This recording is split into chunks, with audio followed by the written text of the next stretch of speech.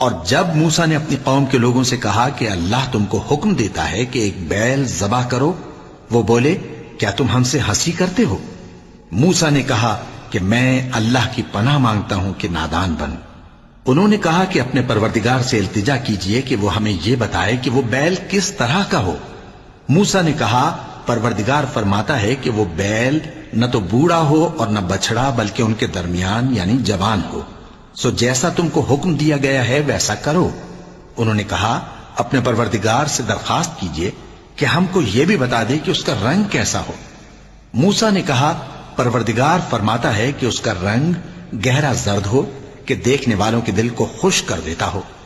انہوں نے کہا اب کے پروردگار سے پھر درخواست کیجئے کہ ہم کو بتا دے کہ وہ اور کس کس طرح کا ہو، کیونکہ بہت سے بیل ہمیں ایک دوسرے کے مشابہ معلوم ہوتے ہیں، اور اللہ نے چاہا تو ہمیں ٹھیک بات معلوم ہو جائے گی۔